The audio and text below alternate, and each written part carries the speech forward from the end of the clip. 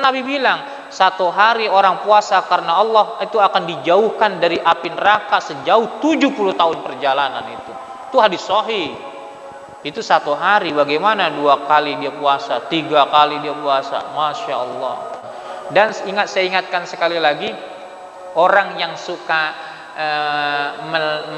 mengatakan bid'ah begini-begini, itu salah satu ciri konsep berpikirnya orang-orang Wahabi. Itu ya, itu iya. Kita ingat, kita ini adalah Ahlus Sunnah wal Jamaah. Bismillahirrahmanirrahim. A'udzubillahi minasyaitonirrajim. Bismillahirrahmanirrahim. Assalamualaikum warahmatullahi wabarakatuh. Alhamdulillahilladzi tafarrada bil baqa wa kataba ala ibadihil fana. Ja'alad dunya daram tihanin wabtila wal akhirata dara na'imin aw syaqa. Asyhadu an la ilaha illallah wahdahu la syarika lahu jalla wa ala, wa asyhadu anna Muhammadan abduhu wa rasuluhu sayyidul mustafa. Allahumma salli ala sayyidina Muhammadin wa ala alihi wa ashabihi ahli sidqi wa tuqa, amma ba'd. Faya ibadallah, ma'asyiral muslimin, jamaah ta'lim, warga Masjid Jami As-Salam dan sekitarnya, yang mudah-mudahan kita semua senantiasa selalu dalam lindungan Allah Subhanahu wa ta'ala. Amin ya rabbal alamin.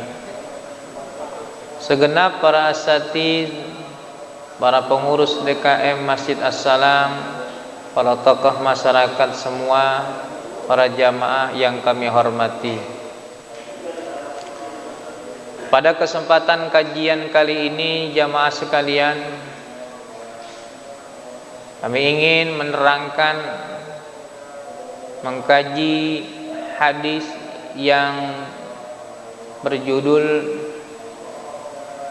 Min syuruti istijabatid du'a al-yaqin. Di antara syarat terijabahnya doa adalah yakin.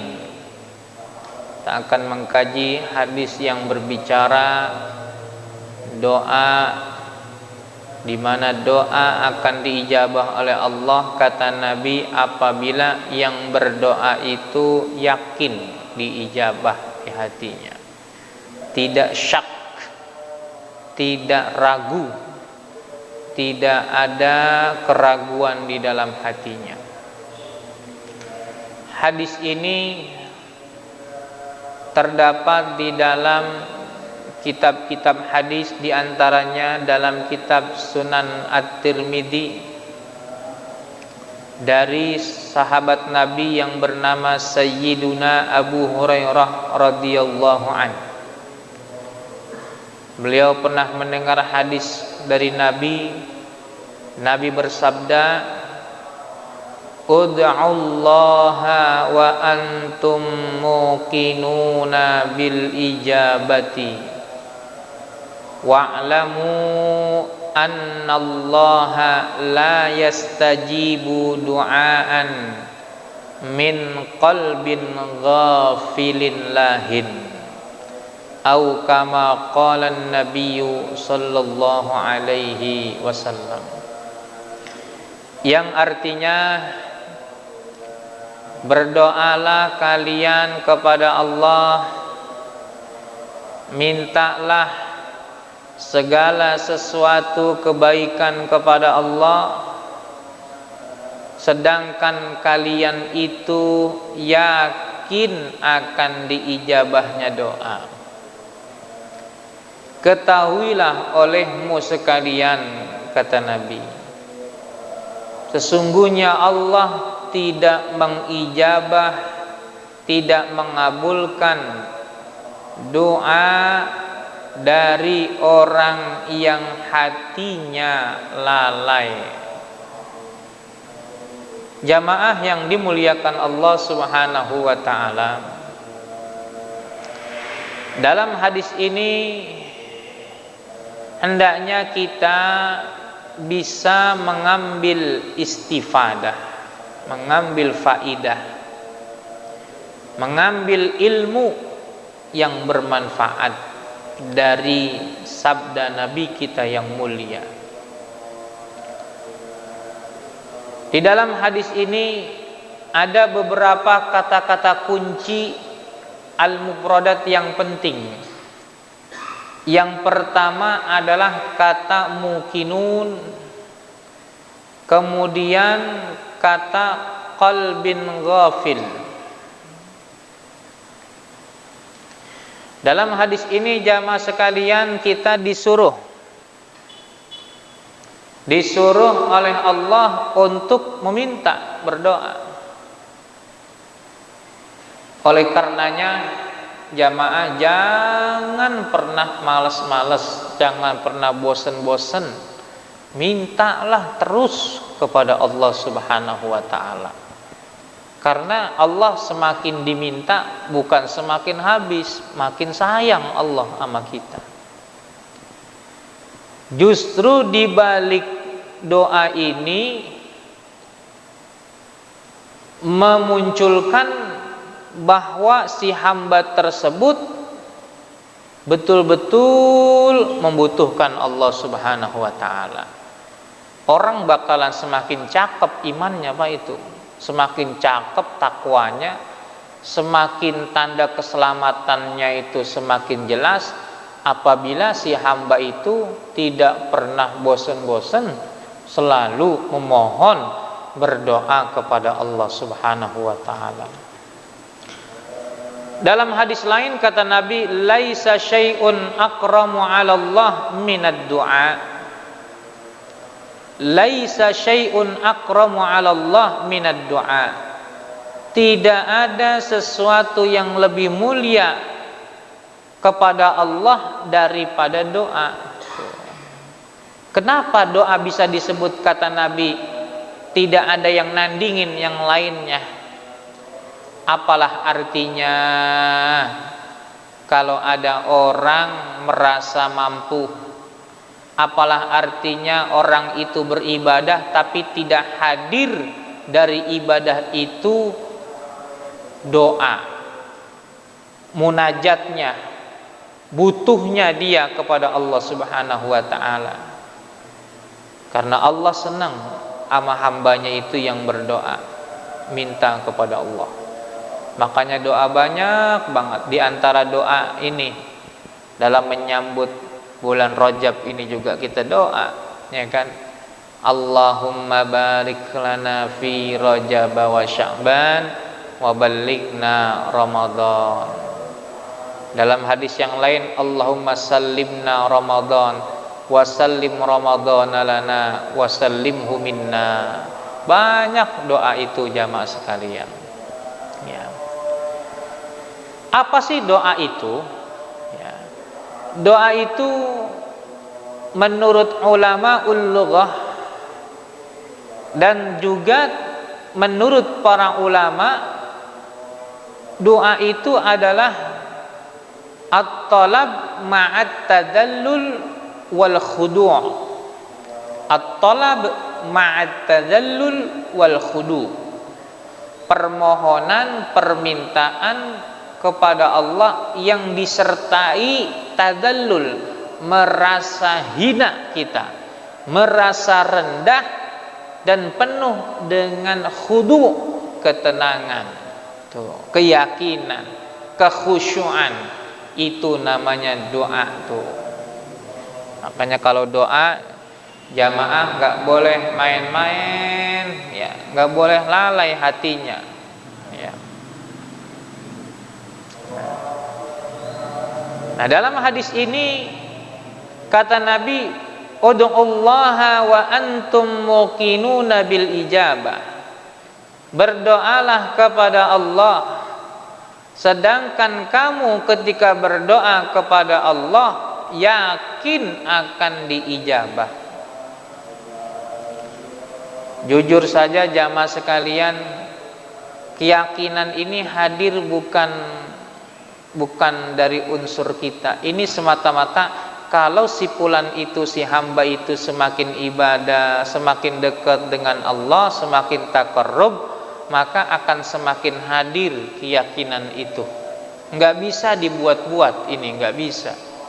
Berapa banyak orang doa tangannya diangkat, hatinya nggak ngikut, hatinya nggak ngajakin. Dia minta mulutnya terucap, hati nggak ngajakin, gitu. Ya. Padahal yang paling penting ketika Nabi menutup hadis ini, karena Allah tidak mengabulkan doa dari orang yang hatinya coba itu disebut, dari orang yang hatinya lalai, bukan dari orang yang mulutnya salah ngucap, dari orang yang tangannya salah ngangkat, tapi dari hatinya yang lalai. Makanya orang berdoa itu terkadang ada saatnya kita merenung agar hati kita lebih fokus. Ada saatnya dalam rangka mentadrib umat, mengajarkan umat supaya bisa mengaminkan, dijaharkan doa itu, namun tidak terlampau keras, karena ud'u rabbakum tadarru'a wa khufyah gitu. Doalah kepada Allah itu dengan penuh tadarru' gitu, dan khufyah. Khufyah itu ya jangan keras-keras, ya, tapi juga penuh dengan ketenangan di hati kita. Jamaah yang dimuliakan Allah Subhanahu wa taala. Apa sih kata-kata yang dimaksud dengan yakin diijabah itu? Kata yakin menurut bahasa adalah adamus syak, tidak ada keraguan-raguan. Satu itu menurut bahasa. Sedangkan kata yakin menurut istilah, sebagaimana saya mengutip ini perkataan salah seorang ulama namanya Zunnun al-Misri. Beliau mengatakan al-yaqin huwa an-nadhru ila Allah fi kulli syai' war-ruju' ilaihi fi kulli al-amr wal isti'anatu bihi fi kulli hal. Artinya yakin itu adalah memandang kepada sesuatu itu semuanya kepada Allah. Jadi melihat sesuatu yang dia pandang itu adalah Allah. Tuh, orang yakin tuh. Orang niat Quran, hakikatnya dia sedang memandang Allah, melihat Allah. Orang sholat, orang ngaji, orang berdoa, yakin itu kata Al-Imam Zunnun al-Misri ini adalah hadirnya di hati seseorang itu dalam setiap persoalan kehidupannya yang dia pandang adalah Allah. Itu yakin. Itu enggak mudah itu jamaah sekalian. Kadang-kadang orang doa enggak ke situ arahnya begitu. Jadi orang yakin itu yang dipandang adalah Allah.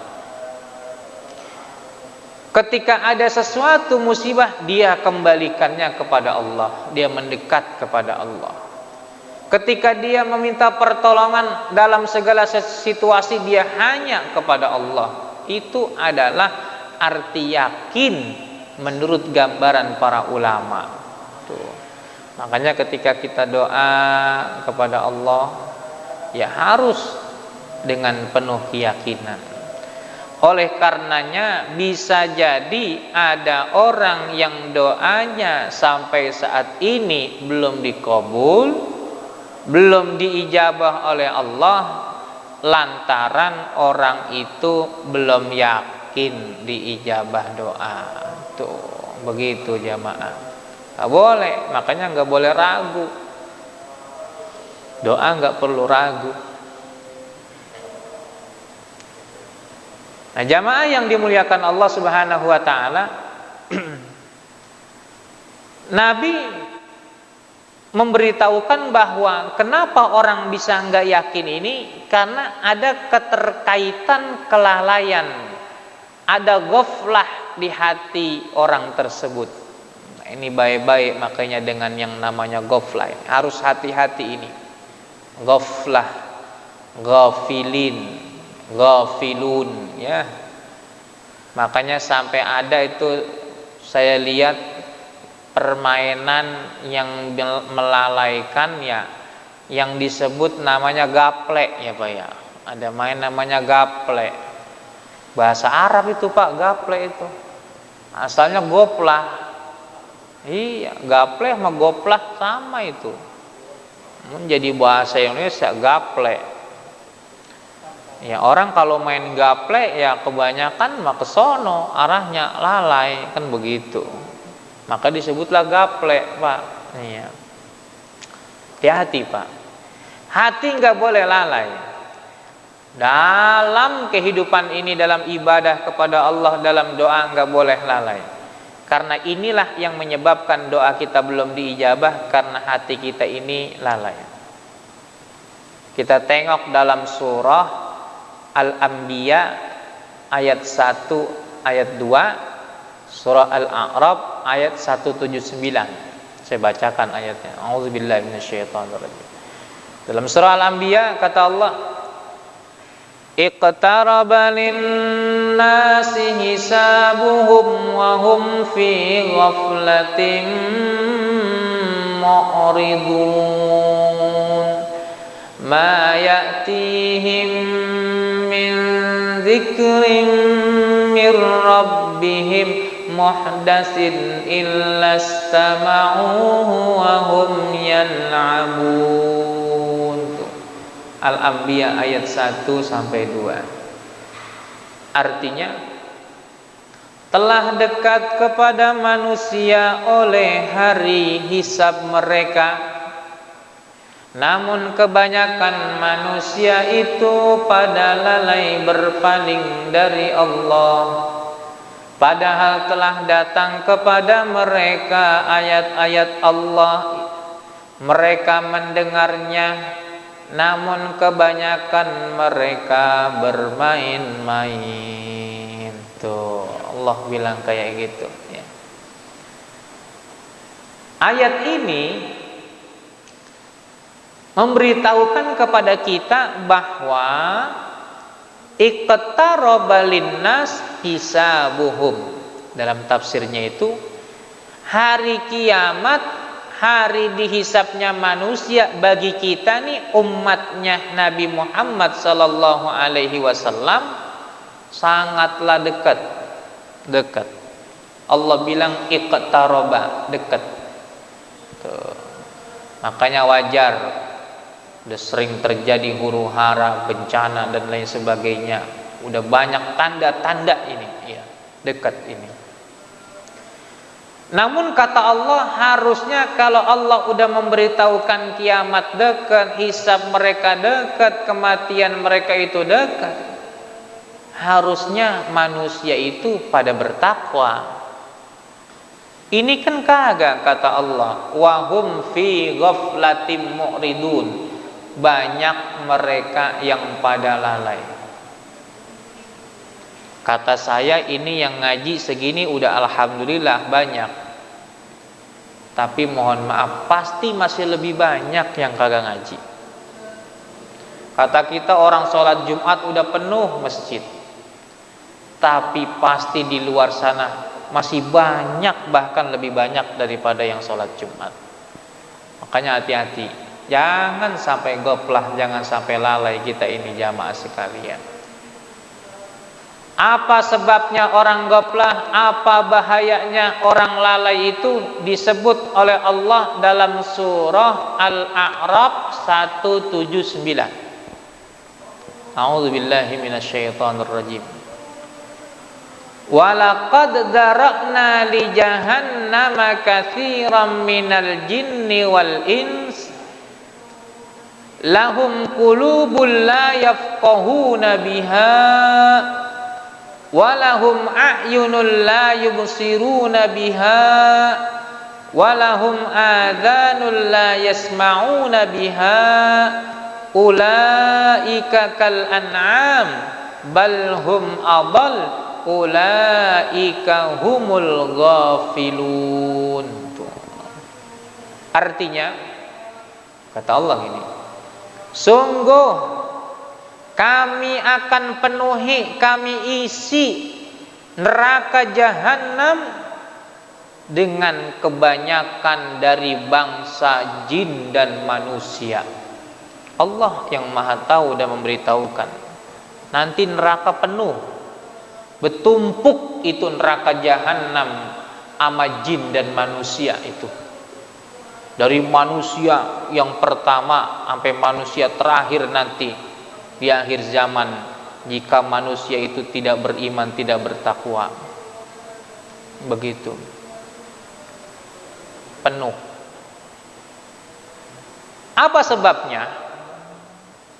Ada 3 dalam ayat ini. Pertama, lahum qulubun la yafqahuna biha. Karena manusianya yang masuk neraka jahanam itu dulu di dunia, sekarang maksudnya ini, orang hidup di dunia itu punya hati tapi tidak digunakan untuk memahami ayat-ayat Allah.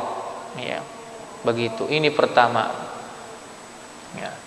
Punya hati tapi tidak untuk dipakai menggunakan untuk memahami ayat-ayat Allah. Disebut kata pertama hati ini. Makanya baik-baik jamaah, ya. Punya hati jangan sampai lalai, ya. Punya hati jangan sampai mati. Punya hati jangan sampai ghaflah. Kalau lalai, kalau ghaflah, maka bisa jadi calon penghuni neraka jahanam. Na'udzubillahi min dzalik. Ini yang pertama. Yang kedua baru disebut tuh, walahum a'yunul la yubsiruna biha. Calon penghuni neraka jahanam dari bangsa jin dan manusia itu adalah karena mereka punya mata tapi tidak digunakan untuk melihat ayat-ayat kebesaran Allah Subhanahu wa taala.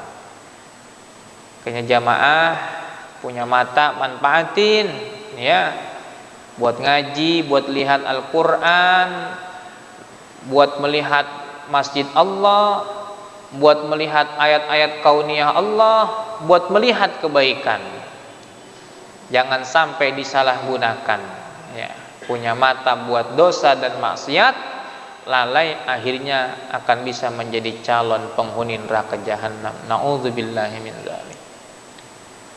Yang ketiga, walahum adanun la yasma'una biha. Mereka punya telinga, telinganya tidak dipakai untuk mendengar ayat-ayat Allah. Tuh. Ini disebut hati, mata, telinga.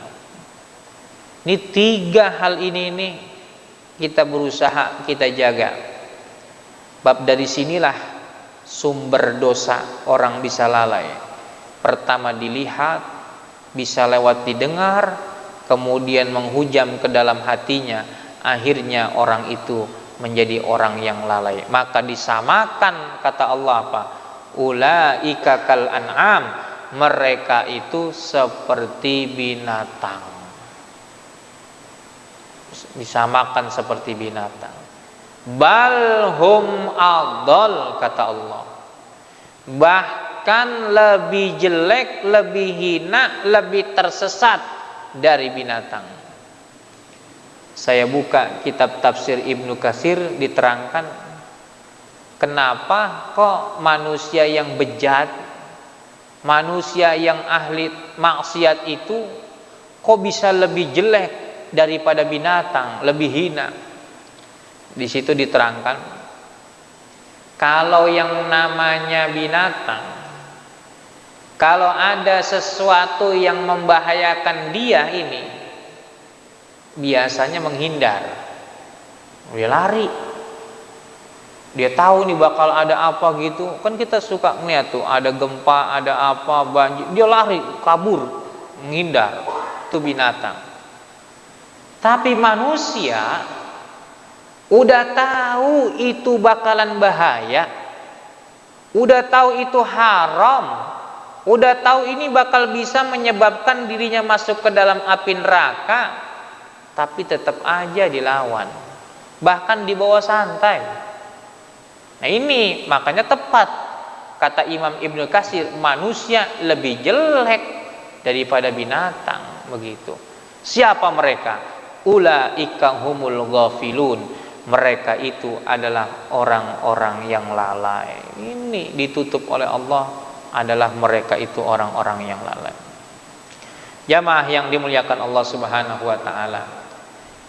Oleh karenanya di sana diajarkan bagaimana supaya kita nih hidup jangan sampai lalai. Interaksi kita dengan dunia jangan sampai lalai. Ada 7 cara nih. Ada 7 cara berinteraksi kita dengan dunia supaya kita jangan sampai terlalu hanyut ini sama dunia, begitu ya. Akhirnya menjadi lalai. Yang pertama, antakuna dunya fi aidina wala fi qulubina, begitu. Taro dunia, kata ulama, di tangan kita. Tuh. Taro dunia di tangan. Jangan taro dunia di hati kita. Ini kalau ngucap teori gampang, taro dunia di tangan, jangan di hati. Coba pada prakteknya. Berapa banyak orang dipusingkan setiap hari, setiap saat pikirannya dengan urusan dunia. Itu kan berarti dunia telah menghujam, menusuk di hatinya itu. Kalau orang yang tenang mah dibawa nyaman gitu. Kadang-kadang kalau dunia udah menusuk ke hati, punya duit aja masih pusing Pak, masih gak tenang dia, begitu. Makanya kata ulama, supaya tidak lalai, taruh Pak dunia di tangan aja, di tangan. Kenapa? Tangan gak punya hati. Tapi kalau taruh di hati, ini bahaya. Hati ini harusnya isinya yang benar-benar, yang baik-baik, yang bercahaya gitu. Kalau hati isinya dunia, habis kita udah diarahin sama dia, disekolahin kita, diatur kita itu sama hati yang udah kecampur isinya dunia. Udah dah jalan kita hidupnya nggak benar, pada tersesat jalannya itu. Nah makanya kata ulama, biar benar jangan taruh dunia di hati kita, taruh di tangan kita. Ini sudah dipraktekkan oleh para pendahulu kita, para orang-orang soleh zaman dahulu. Makanya kenapa mereka kaya raya, tapi ketika dibutuhkan, diperlukan hartanya nggak tanggung-tanggung. Ada yang mau ngasih semua, ada yang mau ngasih setengah. Yang penting buat dakwah Islam. Nggak ada kekhawatiran itu, ketahui. Kalau kita, ya Allah, kadang-kadang dimintain harta nggak banyak, ya, sedikit kita berbagi, tapi terkadang ada orang yang masih menahan hartanya. Ini kenapa orang menahan hartanya? Karena harta telah menusuk, menghujam di dalam hatinya. Ini yang bahaya. Yang kedua nih caranya, biar kita benar hidup di dunia ini nggak lalai. Antakuna wasilatan walaisat ghayah. Dunia itu, kita hidup di dunia, yang kita cari dari dunia ini adalah sebagai wasilah, sarana untuk menggapai akhirat, bukan tujuan. Begitu. Berapa banyak orang menjadikan dunia ini sebagai tujuan, sehingga kita suka mendengar ada orang yang banyak menghalalkan segala cara. Yang penting dia dapat, yang penting dia punya duit. Padahal dunia ini adalah wasilah yang benar dalam Islam itu, wasilah untuk ke akhirat. Dan menurut salah seorang ulama namanya Abu Sulaiman, kata beliau begini, idza kanatil akhiratu fil qalbi ja'atid dunya tuzahimuha, wa idza kanatid dunya fil qalbi lam tuzahimhal akhirah li'annaha karimah wad dunya laimah. Itu kata salah seorang ulama. Apa artinya? Kalau akhirat ada di hati seorang hamba, ini hati isinya akhirat, dunia pasti datang, itu begitu. Udah ngikutin aja, begitu maksudnya. Tapi siapa orang yang di hatinya dunia, akhirat nggak bakalan ngikut datang, begitu. Kenapa? Karena akhirat itu mulia, kata ulama tadi. Sedangkan dunia itu penuh dengan laknat. Nggak nyatu dunia sama akhirat itu. Makanya jamaah sekalian, cari tujuan hidup itu akhirat. Tapi insya Allah jangan khawatir, dunia ngikutin. Ini percis saya teringat perkataan salah seorang guru saya itu, ya. Namanya Kiai Haji Ahmad Rasyidi. Beliau sedang sakit, mudah-mudahan Allah angkat penyakitnya, ya.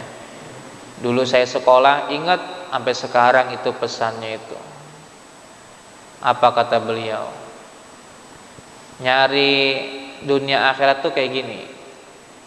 Orang kalau nanam padi, katanya gitu, akan tumbuh rumput, begitu Pak. Tapi siapa orang yang nanam rumput, begitu, kagak bakalan tumbuh apa? Padi. Nah, padi ini diumpamakan akhirat, rumput itu dunia. Makanya saya yakin berhusnuzon ini jamaah-jamaah adalah orang yang hidupnya visinya akhirat. Makanya Allah datangkan terus dunia, enggak berhenti-berhenti, alhamdulillah, begitu. Tapi jangan dibalik. Jangan dunia yang kita cari melupakan akhirat, karena pasti kita akan lalai itu. Begitu jamaah sekalian. Itu yang kedua. Yang ketiga, bagaimana interaksi kita dengan dunia? Kata ulama, idza ta'aradatid dunya ma'al akhirah nuqaddim al akhirah. Apabila antara dunia sama akhirat ini ta'arad, itu bertolak belakang, artinya berbenturan itu dalam satu waktu. Mungkin kita ingin bersedekah, tapi pada sisi lain kita ada urusan dunia. Ini harta mau dikemanain? Kata ulama, duluin akhirat. Begitu. Bapak pengen bikin apa? Pengen bikin kontrakan apa? Pengen bikin apa? Tiba-tiba ini ada pembangunan masjid. Duluin akhirat. Berarti duluin masjid. Begitu. Bapak pengen beli motor, tapi ini mau korban dikit lagi. Duluin akhirat, beli hewan korban. Begitu namanya orang yang tidak lalai itu, ketika dibenturkan sesuatu dengan dunia dan akhirat, dia akan memilih akhirat. Begitu jamaah. Yang keempat, al-ijmal fit talab wa adamut tanafusi fid dunya. Ya. Menyederhanakan atau sederhanakanlah dalam mencari dunia Jangan berlomba-lomba dalam dunia, begitu. Hadisnya begini, kata Nabi, ajmilu fit talab fa inna kullan muyassarun lima khuliqa minha. Sederhanakan dalam mencari dunia, begitu kata Nabi. Karena tiap-tiap orang sudah dimudahkan sesuai dengan takdir penciptaan untuk mendapatkan dunia. Saya mau tanya kepada jamaah ini, kira-kira orang untuk seorang muslim untuk menjadi kaya itu, orang kaya harta itu, apakah harus carinya sampai ngoyok-ngoyok gitu ya, siang malam, yang harusnya mohon maaf kalau dulu kalau melihat pemahaman para salafun saleh, dia aktivitas siang itu, pagi itu untuk aktivitas, datang malam udah dia beristirahat, kemudian di sepertiga malamnya dia waktu untuk memperbanyak sholat-sholat sunnah, tahajud itu yang disebut wasallu billail wan nasu niyam. Mereka sholat di malam hari pada saat orang-orang yang lalai itu banyakan pada tidur, begitu. Ajmilu fit thalab, sederhana aja, nggak usah ngoyok-ngoyok. Iya. Ada orang kebuatan ngoyok, kebuatan menyelami mencari dunia, malah bukannya kaya, hidupnya tersisa doang, terluntah-luntah itu ya. Sebab untuk menjadi kaya, kata Nabi, kaya atau miskin itu sebenarnya sudah suratan takdir, udah ada ketetapannya. Bahkan bisa jadi Pak, orang jadi orang kaya nggak perlu kerja keras. Nggak ada orang bisa jadi kaya nggak perlu kerja keras, bisa punya duit banyak. Dan ini benar secara Islam, tidak haram, halal. Apa itu kira-kira? Dia nggak kerja tapi bisa dapat uang banyak, harta warisan. Nah, itu kalau yang capek kan bapaknya tuh nyari duit, sama ibunya meninggal, punya anak satu, dia lagi laki-laki itu. Nah itu kan kalau dalam Islam ya, anak laki-laki mengambil sisa harta semuanya. Oh tuh, itu nggak capek, nggak perlu kerja. Ada orang yang kerjanya capek betul, siang malam buat nyari duit, tapi mana? Makanya jangan terlalu menyelami, sederhanakan saja kata Nabi. Waktunya ketemu jam istirahat, ngaji kita taklim begini itu. Ntar ketemunya waktu kita memang beraktivitas, silakan. Ketemu waktu punya waktu untuk ngaji, baca Quran, punya waktu untuk sholat malam, punya waktu untuk bersedekah, punya waktu untuk membahagiakan anak istri, punya waktu untuk bekerja. Itu sebenarnya yang diajarin Islam, begitu jamaah. Saya teringat zaman dulu kalau orang jualan nasi uduk kayaknya cuman pagi doang lah. Iya, zaman jualan nasi uduk Betawi di sini zaman di kampung saya pagi. Sekarang orang jual nasi uduk tuh bukan pagi doang, Pak. Mending kalau malamnya itu masih sore. Tengah malam jual nasi uduk itu jam 1, jam 2 masih nasi uduk mau subuh. Iya. Masya Allah orang itu. Padahal ini mungkin si fulan udah punya pekerjaan, dia pengen lebih banyak lagi, dia buka lagi malam. Jangan begitu kata Nabi mah. Jangan kebuatan kita serakah nyari dunia. Iya, begitu. Bismillahirrahmanirrahim. Mudah-mudahan kita termasuk orang yang tidak demikian. Kemudian yang kelima, supaya tidak lalai berinteraksi dengan dunia adalah adamun nazri ila man huwa a'la minka fid dunya. Jangan pernah memandang urusan dunia kepada orang yang lebih tinggi. Begitu jamaah sekalian ya. Itu yang kelima. Jadi pandanglah urusan akhirat seseorang supaya kita berlomba-lomba. Jangan pandang dunia orang yang lebih tinggi. Kemudian yang keenam, supaya tidak lalai cari yang halal-halal saja. jauhin yang haram.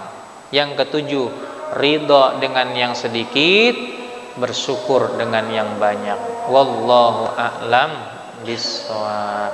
Barangkali jamaah sekalian, masih ada waktu sedikit, kita bisa lengkapi dengan mungkin ada yang mau bertanya, kami persilahkan. Silakan bertanya. Waalaikumsalam warahmatullahi wabarakatuh.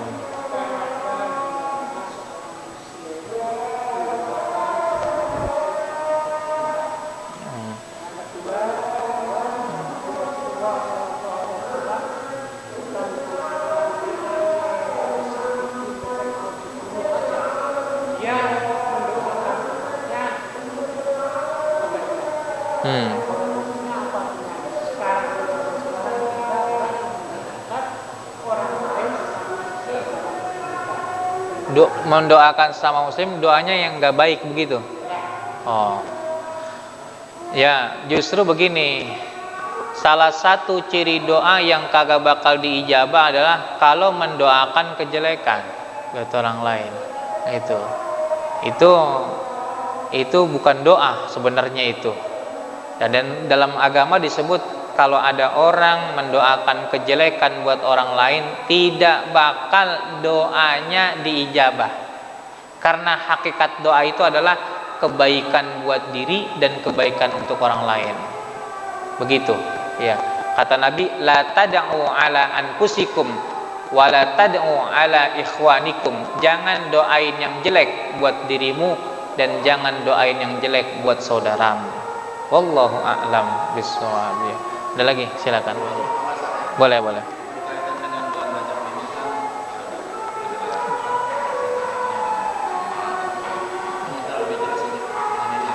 Untuk apa tuh? Kaitan puasa Rajab.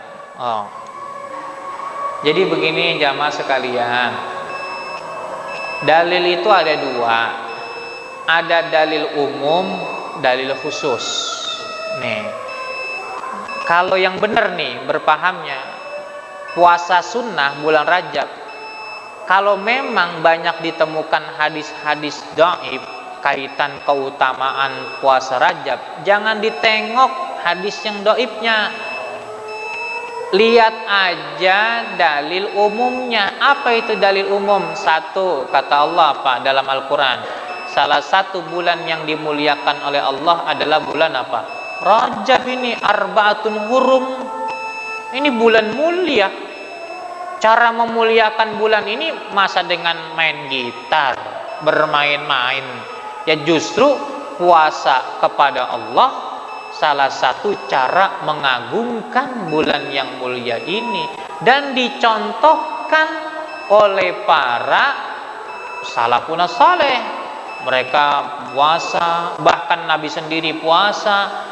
Nah, kalau ditanya itu ada keutamaan orang puasa, kalau 2 hari sekian puluh tahun, dapat seminggu sekian.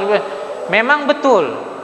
Bicara kualitas hadis itu kebanyakan hadis dhaif.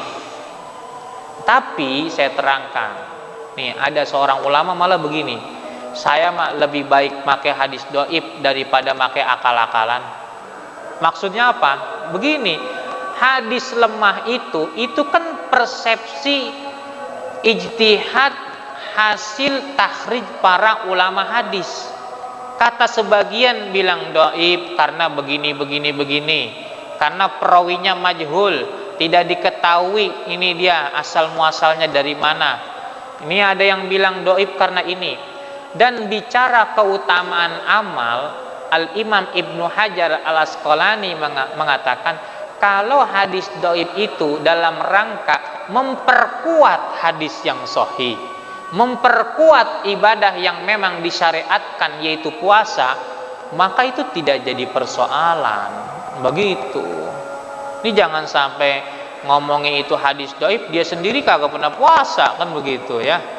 Mendingan yang puasa ngamalin hadis dhaif daripada ngomentarin orang tapi dia sendiri kagak apa.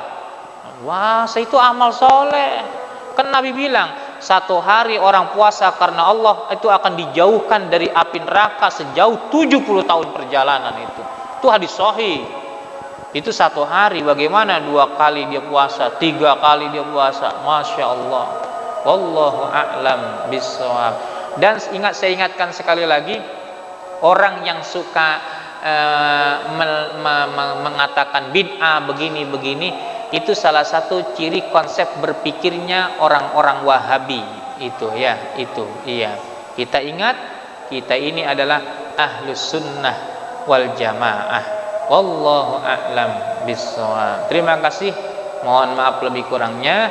Astaghfirullahaladzim, astaghfirullahaladzim, astaghfirullahaladzim. Subhanakallahumma wa bihamdika asyhadu an la ilaha illa anta astaghfiruka wa atubu ilaik. Wal 'afwu minkum. Wassalamu alaikum warahmatullahi wabarakatuh. Alhamdulillahi rabbil alamin.